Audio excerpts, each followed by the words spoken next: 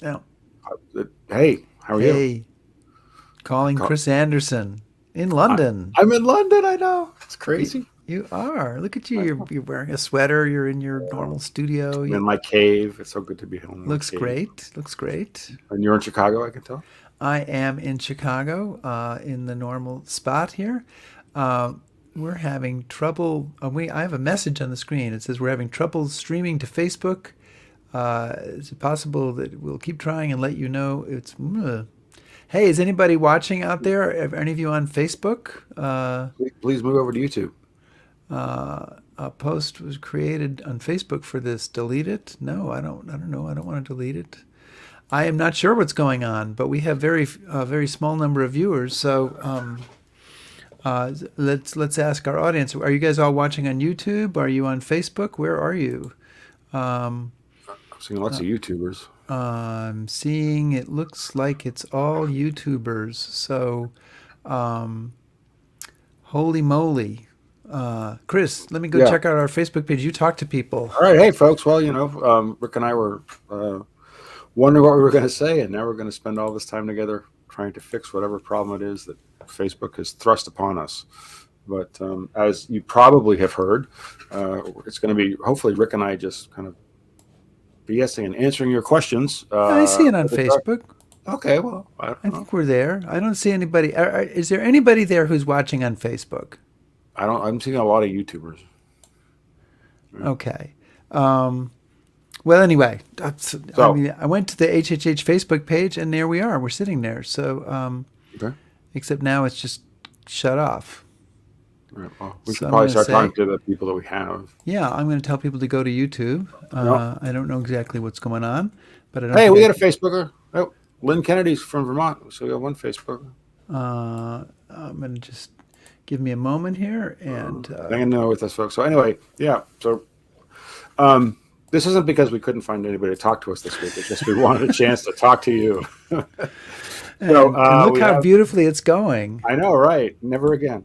But we've had a lot of folks send us in some questions that they wanted to put to us, and we would encourage you while you're watching to send us your questions, and we'll do our best to answer them. What else do we need to tell them? Right? Uh, uh, I don't Yeah. know. Give me 30 What seconds, else and do I'll we need to tell them? I'll be there. I'm just putting this note up. Okay. Uh, whew, what else do we need to? Hi, Chris. Hey, Hi, hey, Rick, how are we doing? Hi, everybody. We're just doing okay. I just put a comment up on the Facebook page that if you're having trouble reaching us on Facebook, that you should go to our YouTube All the post. cool kids hang out on YouTube. Yeah, yeah, and so hopefully people will join us here on YouTube. So we want to welcome everybody to History Yep. Happy Hour, brought to you with the help of Stephen Ambrose Historical Tours, Europe, Pacific, America, StephenAmbroseTours.com. And whether you're watching live or on replay or on the podcast, thank you for joining us. And today it is just us, but Chris, it's us and our cocktails. What have you got? I have got a nice 12 here. I'm sipping away at. Yeah, I have a 12-year too. Look at So that. Great what one minds is think alike. yours? Talisker. This is a Glenfiddich. I would trade you if I could. Yeah, but I wouldn't take that. No, I know. No, it was all that was available in the Trader Joe's when I was Oh, looking big in the spender. Scotch shelf. So that was it for that.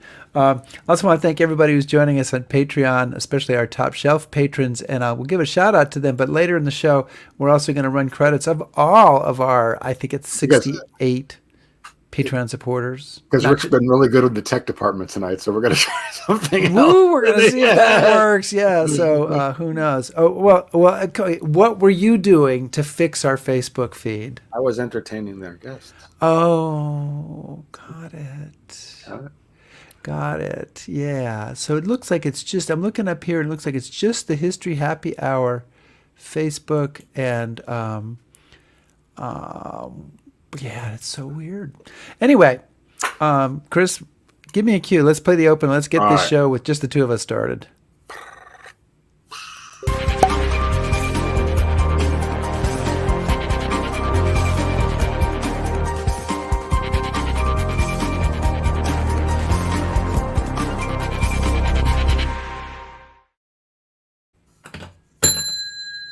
bar is open. The bar is open, and we are. Our both our Facebook feeds are out. We'll see how long our YouTube feed lasts. I don't know what to say here. Hey, when we started the show 173 episodes ago, it How was many just ago? us. It was just us. Just us. And every once in a while, we like to return to that format, and that's what we're going to do today. So we've asked people for questions. People have sent us a bunch of questions. Yeah. Well, you can add more questions or possible topics in the comments area. We'd love to hear from you. We'll see how many get in, and we also invite you to answer the questions as we go along and ask each other questions. You put in your answers, and maybe we'll bring some of those up too. And Because chances are you know more about this than we do. yeah, very possibly. We have done a little bit of prep, but not very Yeah. much. So this should be quite spontaneous, perhaps deeply embarrassing. But since it's not available on Facebook and only on YouTube, Only half the people will know. only half the people will be aware. So there you go. So Chris, you start us off with a question. Yeah. Well, let me see here. Let me look at the banners here. Here we go. Lizzie Borden would like to know, what 3 historical figures would you invite to a dinner party? Okay. Now I've seen this question, so I've thought about it a little bit. And my first thought was to go with kind of a, Napoleon, Winston Churchill, George Patton kind of go for fireworks at the dinner. But then I also thought, wow, I just picked 3 old white guys. So is there another way to go? Well, So, both of us are old white guys. So. yes. And presumably one of us is the 4th at the dinner. So maybe I should go another way. So then my alternative to that was to go with Pocahontas, Yeah. John Adams' wife. Oh gosh, her name just escaped me. Abigail Adams, Yeah. and Rosa Parks. Okay. And I thought that would be really interesting because this is 3 people. I mean, Pocahontas is somebody who, what was it really like in Jamestown, and what really were the relationships between the British and the colonists, and then what was it like for this person to go to England? Well, it was heavenly. We know that. Yes, because she died there. And what was her relationship with John Smith? So all of that. And Abigail Adams, we know a lot from her letters, but what didn't get into her letters? And what would she make of sort of the history that's happened since then? And I think Rosa Parks is just somebody who is, I think she's a very fiery person who she's sort of been put down in history as well. There she was, this sweet little lady who decides to keep her seat on the bus, but she was a very radical, fiery activist. And so I'd like to chat with her a little bit about that and learn more about that. Have you talked to her? So what's your answer to that question? I had a really hard time with this because I didn't, planning a dinner party, you wanted to have like certain themes. So I couldn't, I had just kind of like, so I needed to pick like number 1 through 4. So I can know which like invitation list to talk about. So you came up with 4 different ones. 4 different dinner parties I wanted to have because the guests were sort of like around. Okay. Different. Do you want me to pick a number? Just pick a number and that's 3. Okay. So the 3 people that I would like to invite, and actually it's going to have to be 4, but you'll understand why. Is there a power couple there? Yeah. Well, actually, yeah. But the authors of some of the books that I found most important or influential from the perspective of the soldier's eye view of war, because there are books that really have always stuck with me no matter what, and they kind of pass through history, but to sit them all down together. So I thought J.P. Martin, Joseph Plum Martin, Robert G. Carter. So Plum Martin wrote Private Yankee Doodle about the Revolution. Robert Carter wrote 4 Brothers in Blue about his 4 brothers' service in the 22nd Mass during the American Civil War. Frank Richards wrote Old Soldiers Never Die, and Frank was an enlisted person in India before the Great War and then served in the Royal Welsh Fusiliers during the Great War. And of course, Eugene Sledge, who's written With the Old Breed, which is, to my mind, the best book written by a private soldier anywhere. And I would love to have them together at a table to talk about kind of similarities and differences and What is it about their stories that made their version of the events good? Well, and we it's sort of an interesting, different approach to talk to writers and talk to people who were maybe not famous, at least not until they wrote about it and Right. became better known. We have some other choices that people have thrown up here. This is like, I think, more for one-on-one lunches or dinners. Okay. Abraham Lincoln, Elizabeth I, Thomas Jefferson, Napoleon. Mhm. Jim Latin says, if I invited Amelia Earhart, would she be able to tell me what happened to her?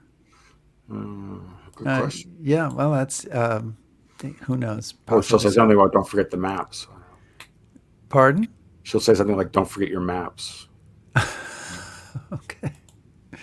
All right, so I'll throw one back at you, All right. and I'll go out of order here.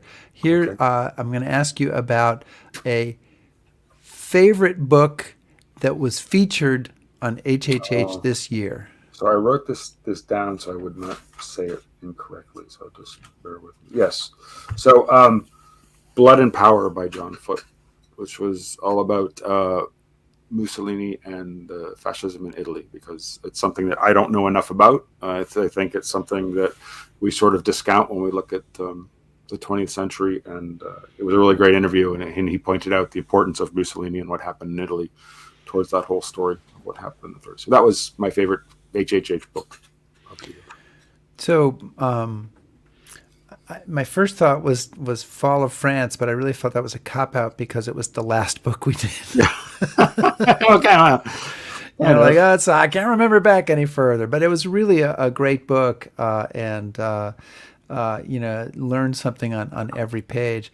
When I went back and looked through the books for the year, I really enjoyed The Lost Paratroopers of Normandy Okay. by Stephen Rabe, and this is a fairly little known story, and I'm sure you knew a lot more about it than I did before reading this book, but kind of an unknown story of a few sticks of paratroopers who end up in this town way far away from the beaches of Normandy, and who end up in a battle against the I think, what is it?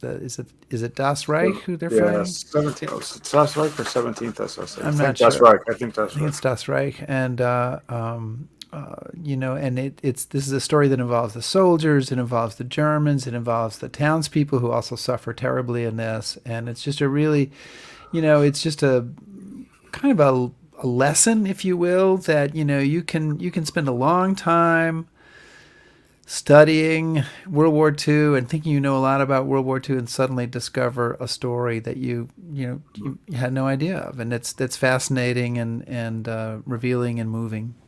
Well, I mean, actually, I'm going to slide that in there then, because I know one of the questions that we had was an upcoming HHH book that we're looking forward to, and we haven't seen or read yet. But one that I'm looking forward to that kind of picks up on that idea is there's a book called Task Force Hogan, written by William Hogan, and it's about a small detachment of the 3rd Armored Division at the start of the Bulge, and they're in a little village called Beth, and they're completely surrounded. And I knew nothing at all about it. And on this last site inspection I was doing in the Ardennes, we just totally by accident drove through this little village called Beth, and there's a shot up Sherman tank in the town square, and I went, oh, what's that? And saw some plaques, and just coincidentally kind of did some poking around about this task force. And this book is supposed to be coming out late this coming year, so hopefully. So we have to get Cheryl on that and get. Yeah. So it's another story I didn't know about. Well, there's a book coming up that that's booked already, called King Hancock. And it's a new biography of John Hancock, and I am, I think next to World War II, the Revolution is my favorite topic area of history, and you and I agree to disagree about certain elements of that. Well, all elements of it, actually, but yeah. But I myself wanted to write I wanted to write a book about Hancock and Adams. I wanted to write a dual biography of John Hancock and Samuel Adams, and I wanted to somehow base the title on this saying that was popular at the time, which is Adams writes the letters, Hancock pays the postage, to sort of describe their roles. That that Samuel Adams is the big thinker, but John Hancock is the guy with the money and the kind of the official oomph to push stuff through. But I really think that they're fascinating figures, and Hancock, I think, is an especially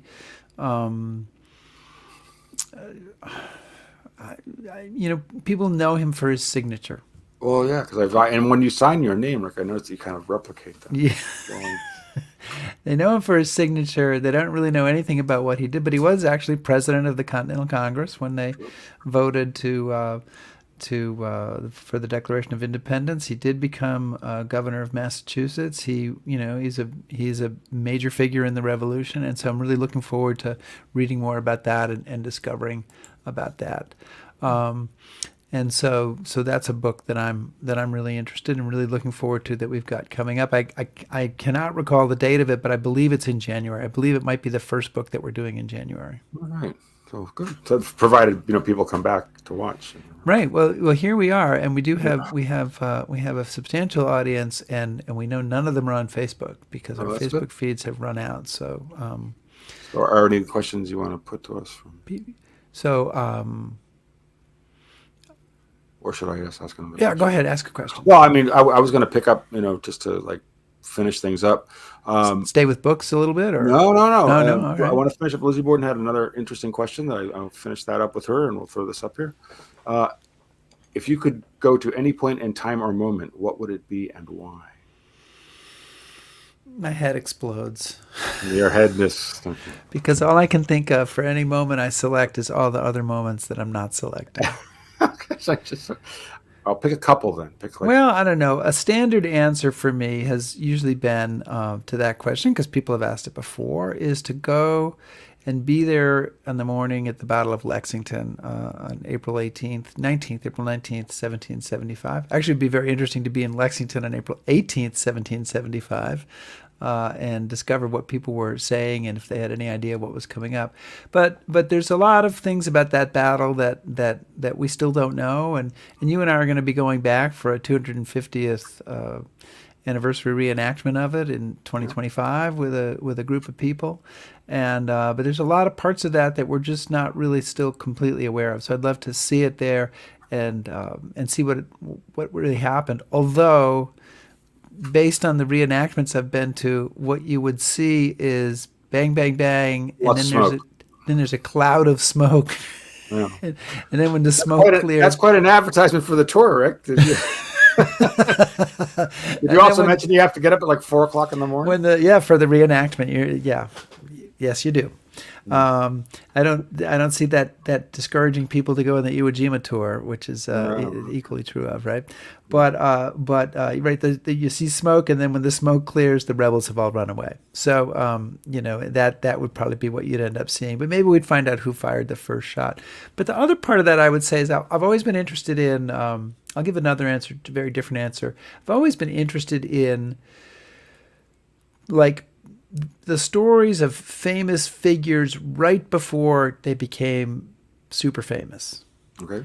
And so, I mean, I'd love to, hang with Dwight D. Eisenhower for a couple of days in the fall of 1941 down in Texas, and just sort of see what he's about and see what he's like and see what does it feel like? Does he give any inkling of becoming, maybe one of the key, if not the key person of the 20th century?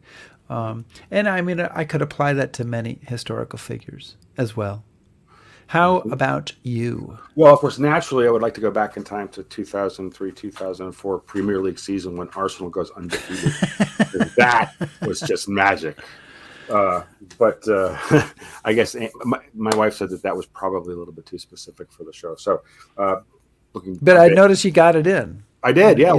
As in we're not going to talk about this, but having passed by that, I would think I would really like to be in London from about 1656, 66, up to about 1786, to be there for the height of the coffee house scene.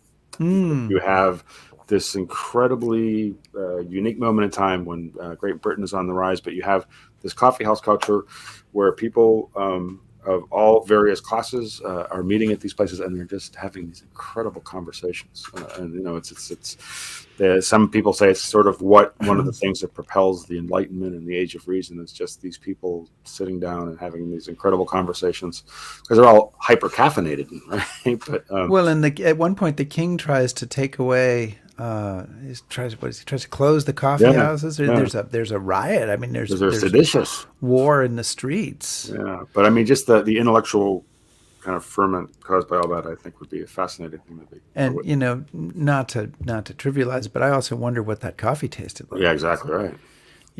So we have a few other people talking about the Kennedy assassination, London Blitz or D-Day in Normandy.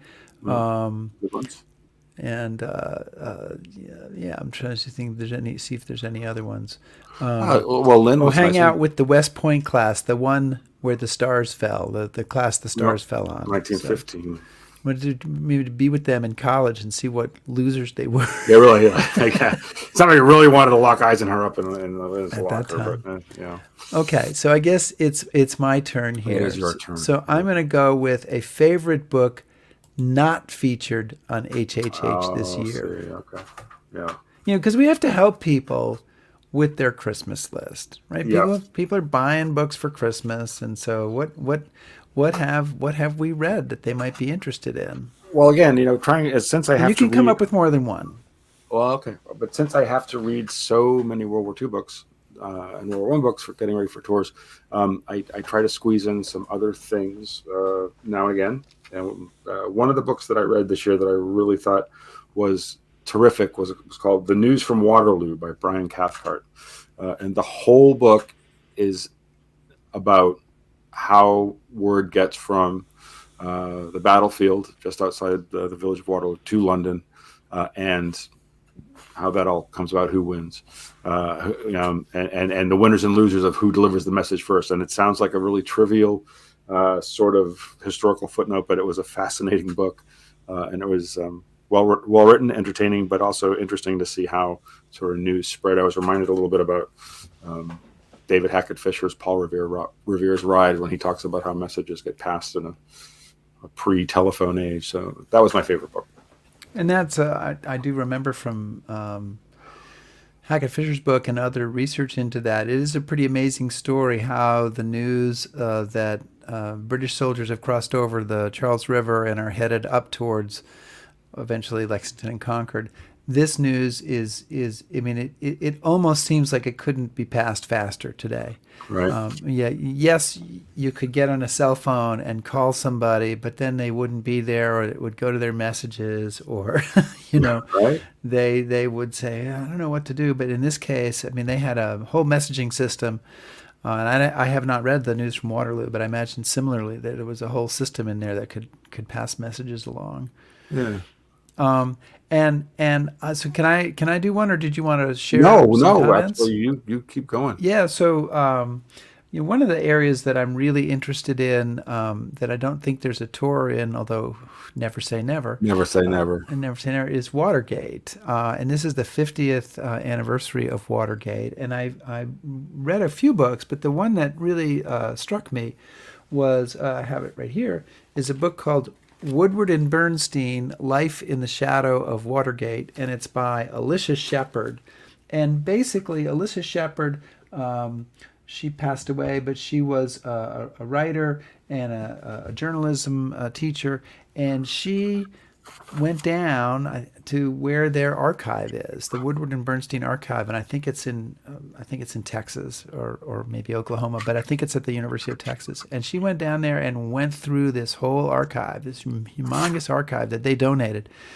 And she tells the story. I mean, of course, they've already told the story of sort of how they reported on Watergate, but she tells the story of kind of what Watergate did to their lives, and sort of, and it really tells the story of them from they're beginning at the Washington Post all the way up to today. But what's interesting to me is the sort of the levels of succeeding fame that they kind of go through, starting with just their reporting and the kind of key elements of their reporting.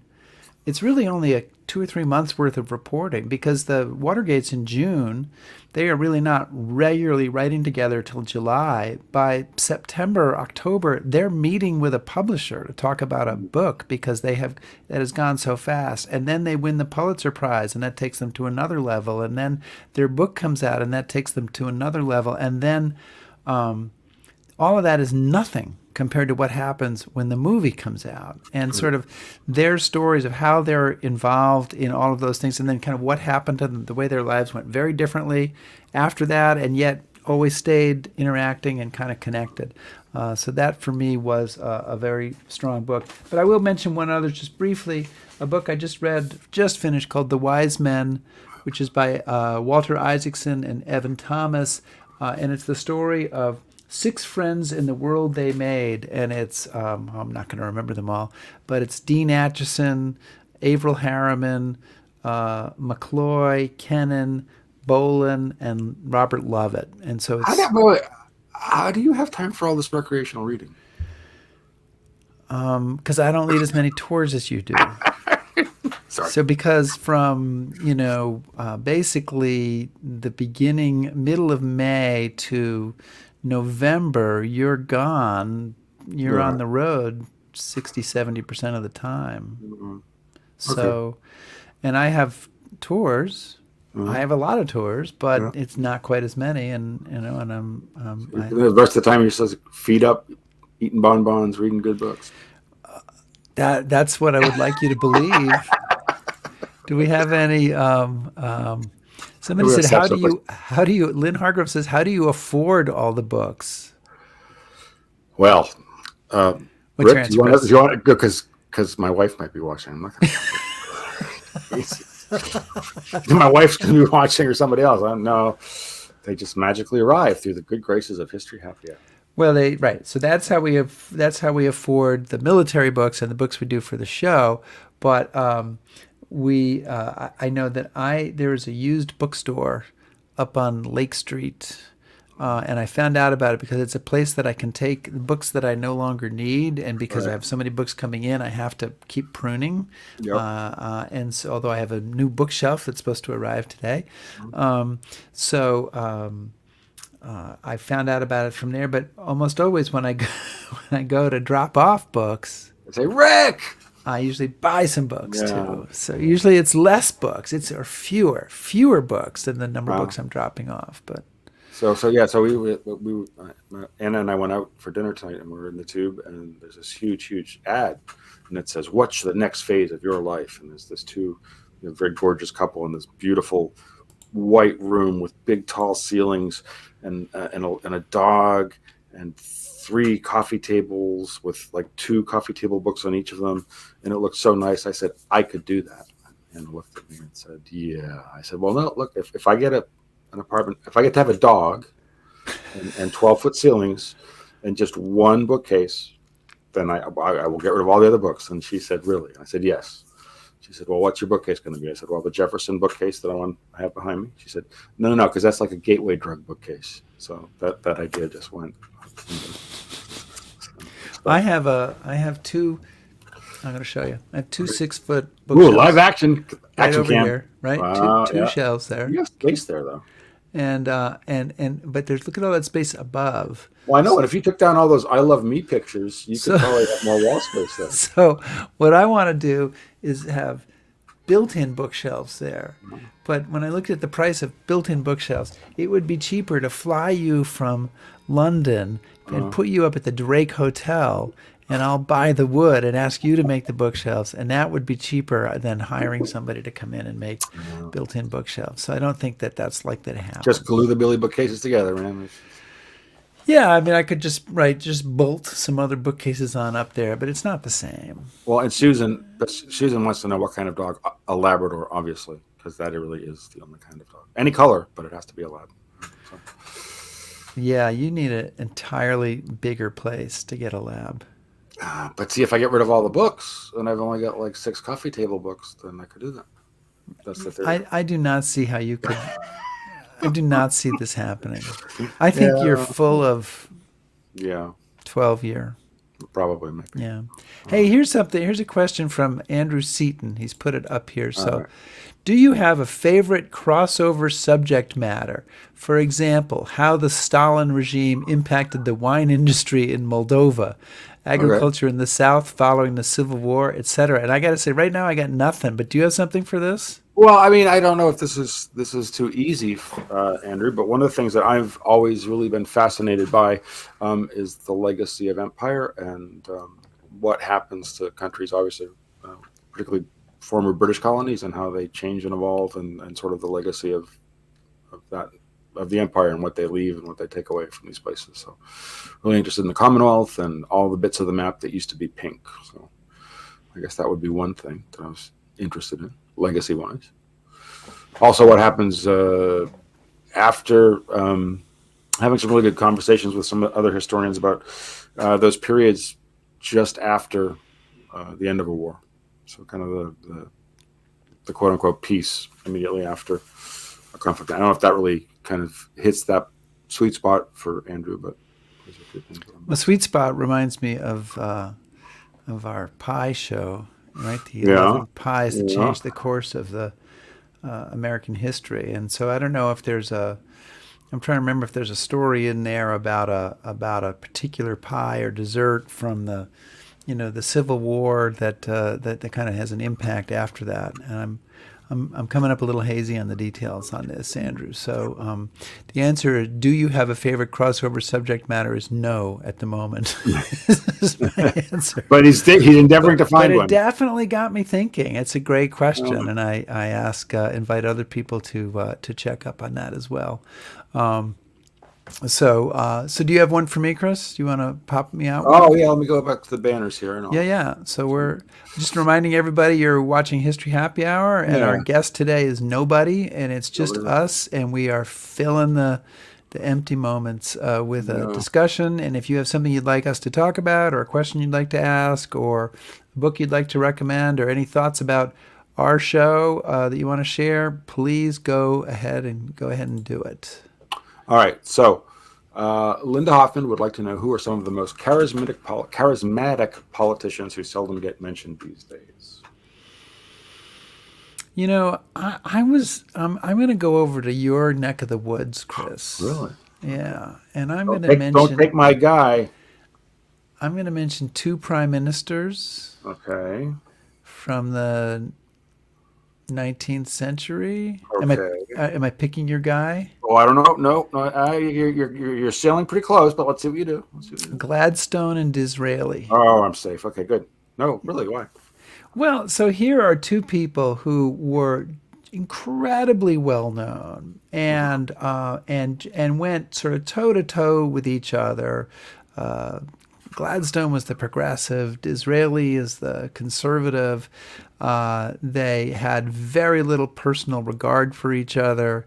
They both had especially Disraeli had a lot of. Disraeli was quite a character. Sort of before Churchill, he was a person of great short insults, etc. And what was the? I didn't make a note of it. I saw one recently. I'll come up with it while you're talking, and I'll think of it. I'll get it after that. But there are two guys that you hardly ever hear anything about anymore. And it's I recently saw a newspaper article, and it started out with 100 years from now, nobody's going to remember you. Nobody's going to remember you. Maybe if you're really well known, maybe you'll have a book on a dusty shelf someplace. But no one's going to remember who you are. No one's going to remember what you did. So why are you getting all hepped up about it right now? And I think that, to look at politicians of the 19th century, or I guess it's the 19th century, nobody remembers. People don't remember what the fights were about. They don't really remember anything at all. But those were two guys who were amazing leaders, very oppositely against each other, and very memorable. Okay. Well, I mean, I that was a really interesting question, and I thought quite a bit about it. and just some characters that sort of popped up in my mind that I thought were kind of worthy of mention in that regard. Simon Bolivar, the Washington of Latin America, just because obviously he has a huge impact on how Latin America becomes what it is, the different countries there. And I think there are Bolivar statues in London. You know, he was obviously a very important figure, and I think we should know more about him today. That maybe would help us understand Latin America a bit more. So then I thought also Joseph Pilsudski. Obviously, I spent a lot of time dealing with wars in Eastern Europe and the ramifications of that. And Pilsudski is the father of Poland, and there would be no modern Poland with whatever that means without him.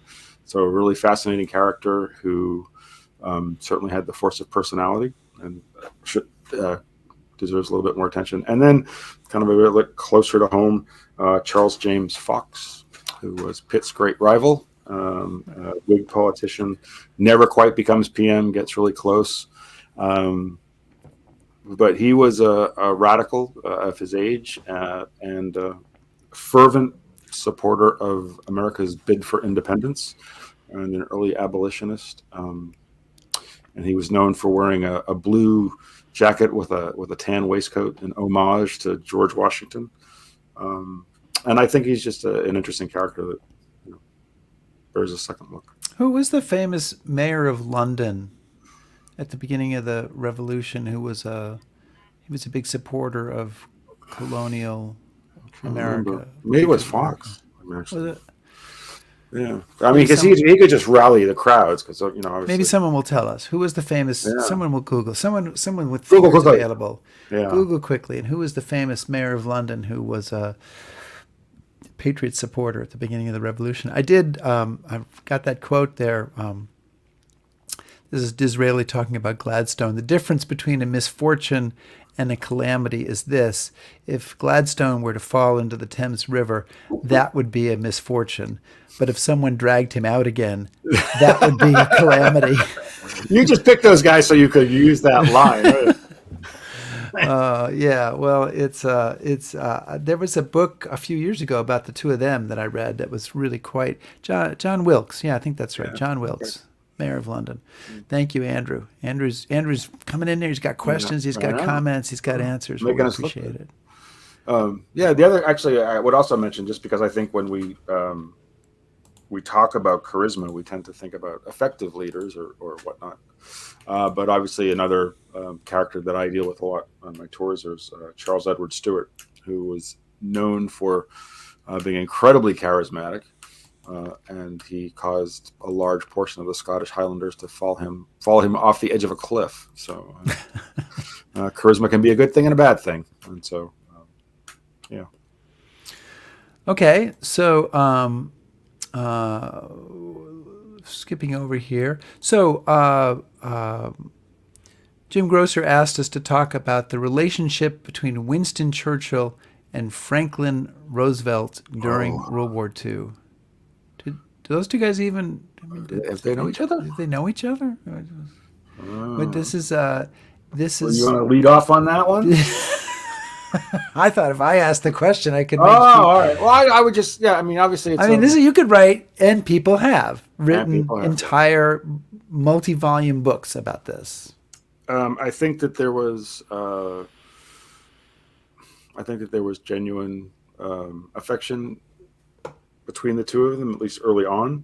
But I think that they were both still pragmatists. So I think earlier in the war, when things were dark, the relationship was much, much closer. And then as America kind of gets into its stride and becomes more powerful, and as Britain recedes in importance, I think that while still close, I think that Churchill, as the representative of the British Empire, kind of becomes yesterday's man in the eyes of Roosevelt. So very strong, tight, close relationship through most of the war, but then by the end of the war, I would say not as close.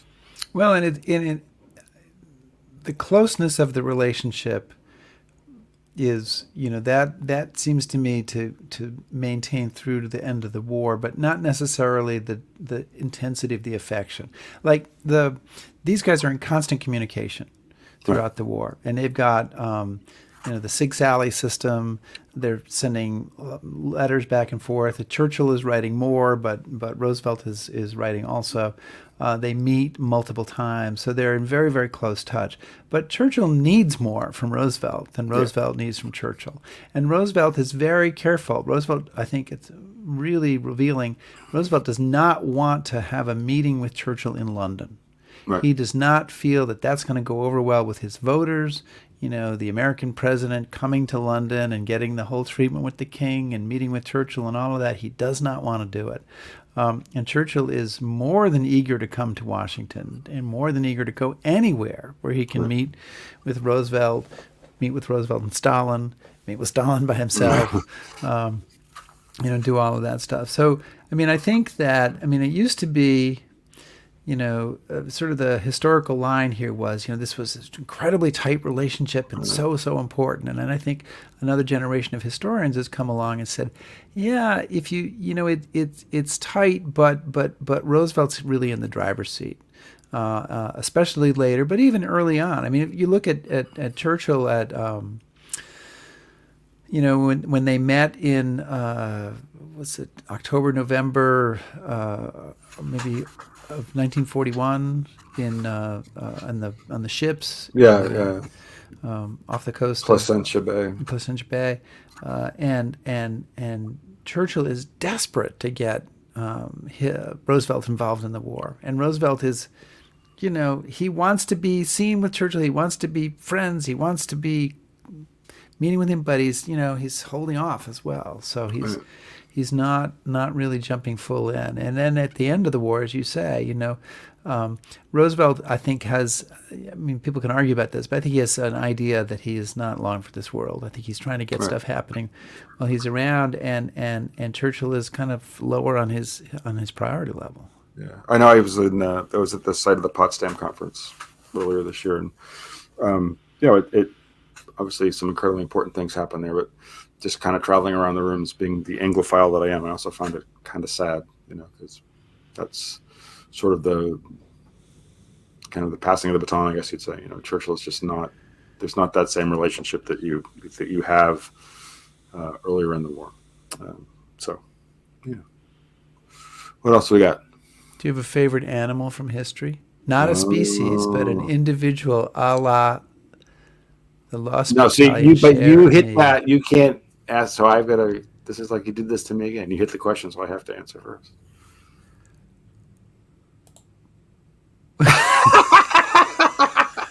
No. I'm a little torn here. I think I can. Okay, so okay. There were some. There's Belka and Strelka are the Soviet dogs that fly in space, and they I think it's they don't survive. But eventually the Soviets send up a dog that survives, and it comes down and it has puppies, and one of those puppies is presented to JFK, and it's referred to as a pupnik, as in Sputnik. And I think that is my favorite animal. The pupnik is my favorite animal in history. Okay. Well, I guess if I had to pick a historical animal, I'm going to mispronounce the name, so all of you Googlers can correct me on it. But the Polish forces in Italy had a baron, I think it was called, named Wojciech, who they trained to guzzle beer and smoke cigarettes while bringing ammunition to the troops. And I think they're all highly admirable qualities. And so, wow, that's quite a bear. That's that's. I mean, closer to home, I guess you'd have to say like the eagle of the 8th Wisconsin in the Civil War, because that's kind of badass. And now I don't know how to get rid of this question. Oh. From Jim. I guess we'll just have to be talking about Churchill and. Oh, I know where it is. I can find it. All right. All right. So you give me a question. All right.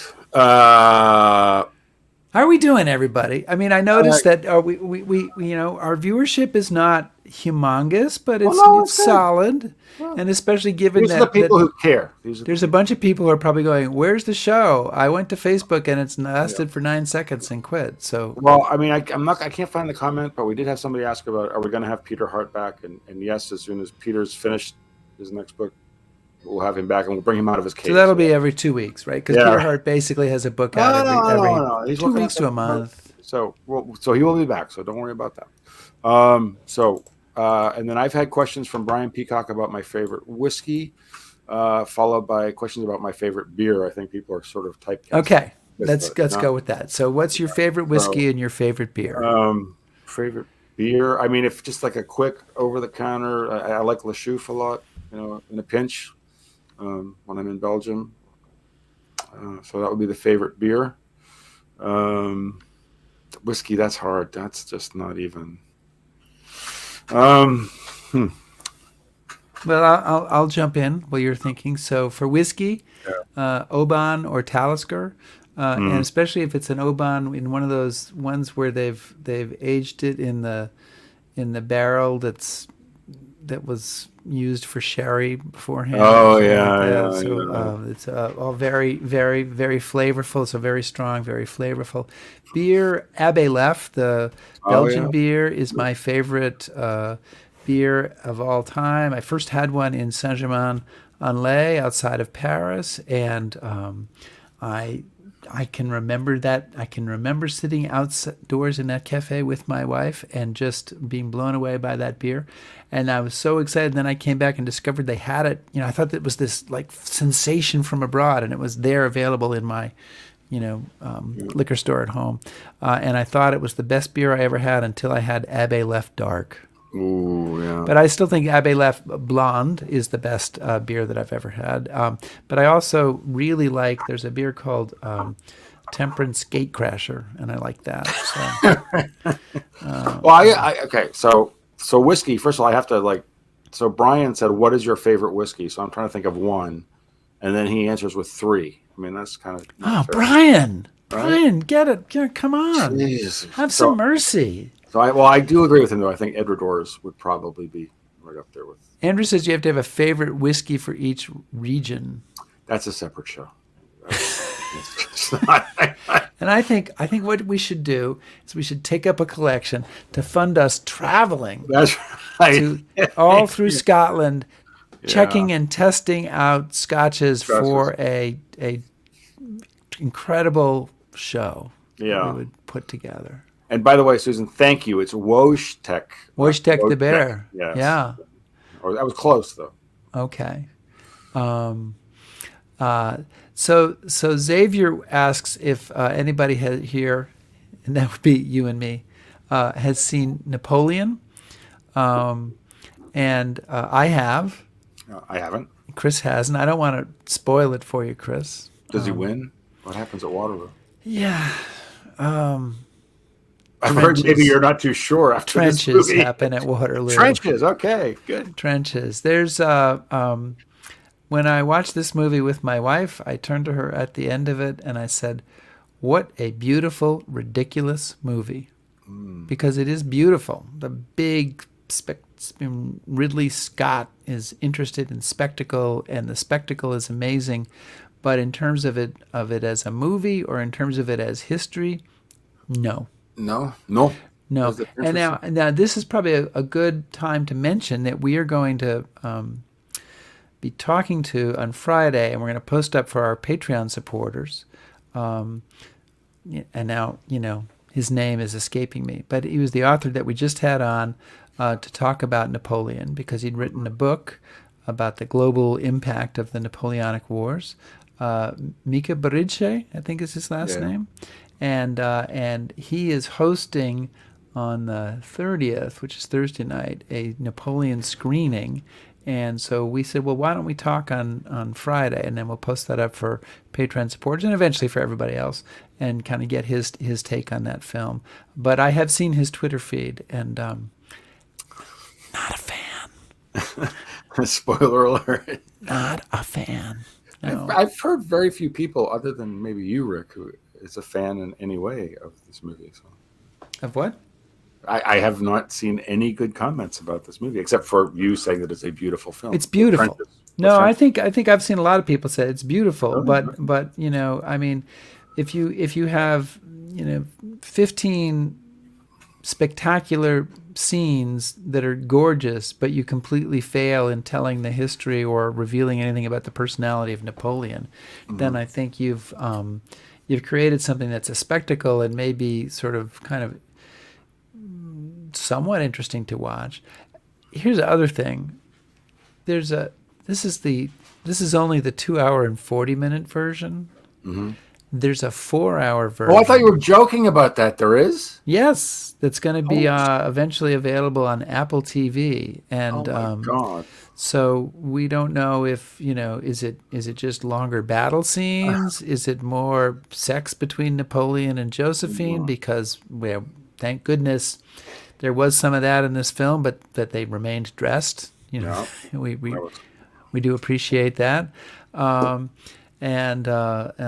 Yeah, so I don't know what's coming with that, but we're gonna have you'll check us out on Facebook at the end of the week, and we'll mention it in next week's show. But we have a little interview off the show, not part of the show, but part of our other greater history happy hour empire. Okay. So is it my turn or your turn? I'm hoping so because I've just been talking and talking. Oh, I guess it's mine. So I was going to throw us a softball, and in the shameless self-promotion department. Oh, I was going to say, Ted wants to know, can you talk about some of the new tours you're cooking up? I saw that Chris has been on site inspection tours lately. you're gonna have to answer your own question. Well, you're cooking up new tours? So I don't know. I mean, we have in terms of new tours. Well, of course, we have. We're doing in a couple of weeks. Still some space available. We're doing the Boston Tea Party Symposium in Boston with historians and visits to historic sites, and of course tickets to the 250th anniversary reenactment of the meeting at Old South that led to the Tea Party. What did you say when you were interrupting me? Are you going to throw tea into the harbor? You said I am it comes not. with. The group might, but we'll see. Okay. And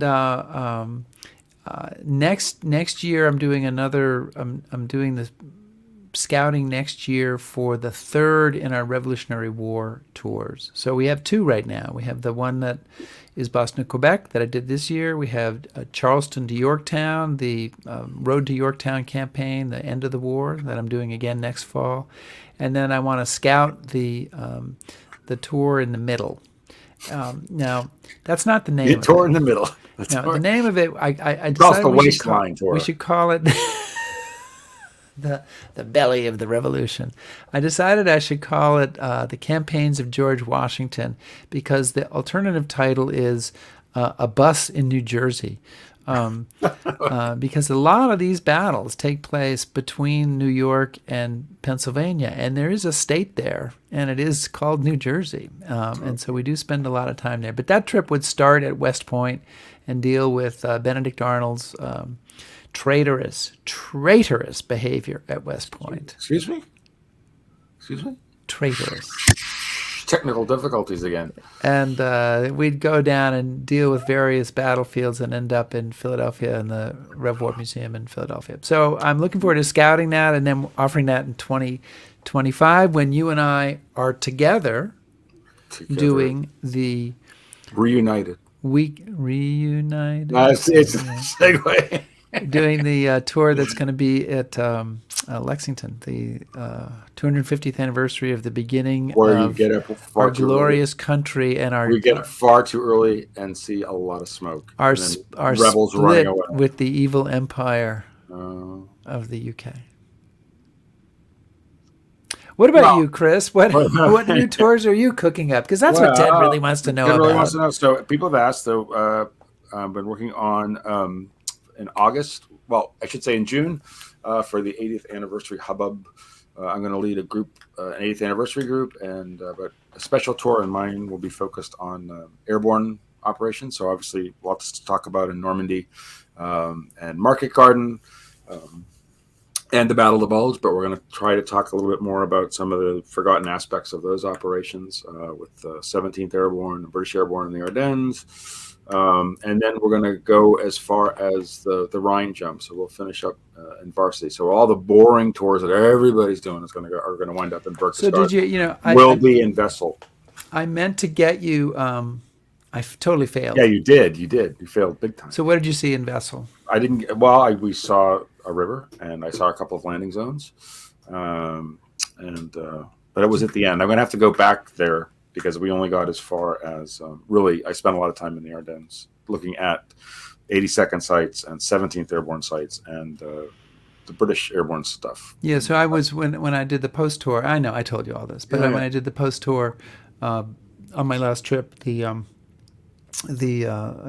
stopped at the marker, the varsity marker in Vessel, in the hotel there, and that was a headquarters for the 17th Airborne, and so it's kind of an interesting place. And of course, the Ghost Army's involved. Oh well, we got in all that as well. Not necessarily with the varsity, but with the landings that are crossing the river at that point, and trying to deceive the Germans where those are taking place. Chris, we have somehow managed to fill up 55 minutes of time, and people have all sorts of comments that they're making, and so that's exciting. That's good. And I'm going to, before we go, Chris, before we go, we want to thank everybody. Wait, but before we do, go ahead. So we can go a little long. It's okay. Really quickly, people had asked about other tours. They'd asked about the Operation Dragoon tour. So that's going to be 80th anniversary of the invasion of southern France, and that's going to be happening in August. I'm assured that at some point that will go up on the website, the Ambrose website, but that will be in August. We'll be in the south of France for the ceremonies. And then follow 7th Army up through south of France, the Rhone into the Vosges, then into Alsace, and then down into Germany, Austria, and northern Italy. And then October, we will be doing an 8th Air Force and Bomber Command tour, both the British and the American strategic bombing campaign together in October. So that's my advertisement. We're almost done with the show, but not quite done. Not quite. Before we go, one of the things I wanted to do is we just wanted to give you a credit roll of everybody who has who is currently a Patreon supporter, and I think there are about 68 of you. So we'll let that roll. And Chris, we can talk over this if you unmute your mic once it starts. So there you go. You're still muted somehow. No, I'm not. Okay. Oh, there, you're not muted now. Thank all of these folks, because without them, it would just be Rick and I talking to one another. So we do really appreciate all of our. And some of these are new. People are relatively new, and some are people who've been with us for years and have. We don't even. We don't want to check how much. It's kind of scary. It's kind of scary to say years at this point. But actually, the other thing I wanted to ask, if folks like this, I know this was kind of off the cuff and there were some technical issues and whatnot, but if this is something that you guys like, Rick and I BSing, let us know. And if you don't like it, let us know that too, and we'll never do it again. Yeah, please do. Or something like this or something else that you would like to see on the show, we do really need the validation. We would like you to keep watching. So if there are things that we can do to make the show more enjoyable. Yeah, and you can always email us at info at historyhappyhour.net.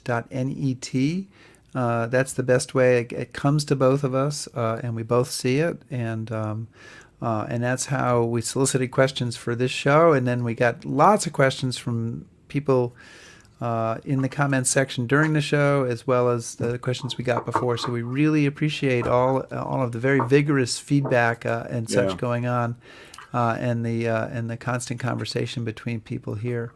Yeah, and I do also want to say we try really hard to get in everybody's questions. So if you didn't get your question answered, we'll please try don't abandon us. Yeah, don't abandon us, please. We love you. We, it's when all the stuff is flying at us and we're trying to do the controls and make the whole thing go, it can be a little overwhelming sometimes. And then, but we have next week, we are going to come back with a guest again. Absolutely.